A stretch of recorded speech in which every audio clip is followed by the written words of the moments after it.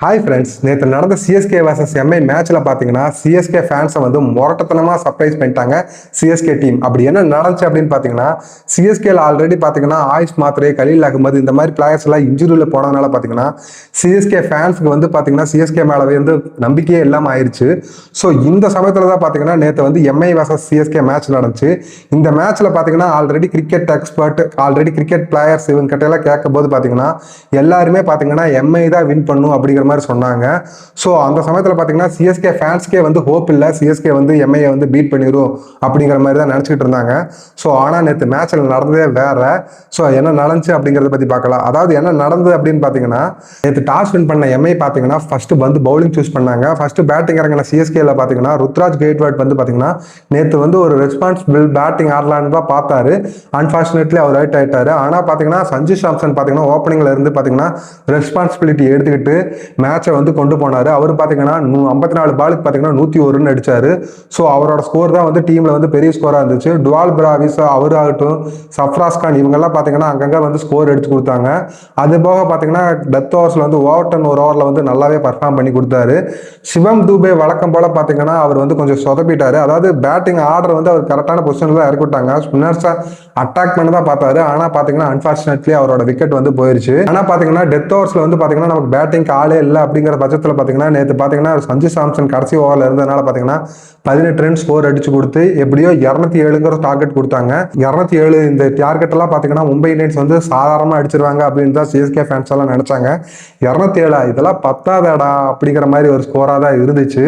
ஆனால் பார்த்தீங்கன்னா first over பார்த்தீங்கன்னா அகில் சங்கர் கொடுத்தாங்க. பவர் பிளேல ஒரு ஸ்பின்னரா ஃபர்ஸ்ட் பாலே 6 அடிச்சிட்டாங்க. சரி ஓகே, சோலி முடிஞ்சு சிஎஸ்கே நடைய கட்ட வேண்டியது அப்படின்னு நினைச்ச சமயத்தில் பார்த்தீங்கன்னா அவர் ஒரு விக்கெட் எடுத்து மேட்சை வந்து திருப்பி கண்ட்ரோல்குள்ள கொண்டாந்தாரு. அடுத்த ஓவர் பார்த்தீங்கன்னா முகேஷ் சௌத்ரி போட்டாரு. அவருக்கு பார்த்தீங்கன்னா அவங்க அம்மா வந்து சமீபத்தில் வந்து இறந்துட்டாங்க. ஆனால் கூட சிஎஸ்கேக்காக விளையாண்டு கொடுக்கணும். ஏன்னா ஆல்ரெடி பார்த்தீங்கன்னா கலீல் அகமது ஆகட்டும், ஆயுஷ் மாத்ரே ஆகட்டும் இவங்கெல்லாம் இன்ஜுரியில் போயிட்டாங்க. ஸோ அதனால பார்த்தீங்கன்னா இவரோட தேவை வந்து சிஎஸ்கேக்கு வந்து இருந்துச்சு. ஸோ அதனால பார்த்தீங்கன்னா அவர் வந்து ரெஸ்பான்சிபிலிட்டி எடுத்துக்கிட்டு நேற்று வேற லெவலில் பவுலிங் போட்டாரு. எம்ஏல பார்த்தீங்கன்னா சூரியகுமார் யாதவும் திலக் வர்மாவும் ரெஸ்பான்சிபிள் பேட்டிங் ஆடிட்டு இருந்தாங்க. இவங்க ரெண்டு பேரும் கடைசி வரைக்கும் ஆடினாங்கன்னா அவ்வளோதான் சிஎஸ்கே தோத்துரும் அப்படிங்கிற மாதிரி தான் போயிட்டு இருந்துச்சு. அந்த சமயத்தில் பார்த்தீங்கன்னா அகில் ஹுசேன் வந்து திலக் வர்மாவோட விக்கெட்டை எடுத்து கொடுத்தாரு. அதுக்கப்புறம் பார்த்தீங்கன்னா சடன் எல்லா விக்கெட்டும் போச்சு.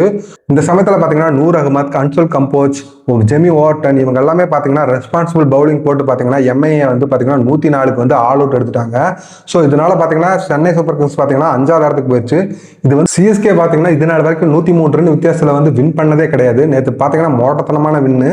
சிஎஸ்கே ஃபேன்ஸை பொறுத்த வரைக்கும் சிஎஸ்கே டீம்ல வந்து பவுலிங் இல்லைன்னு ஃபீல் பண்ணிட்டு இருந்தாங்க.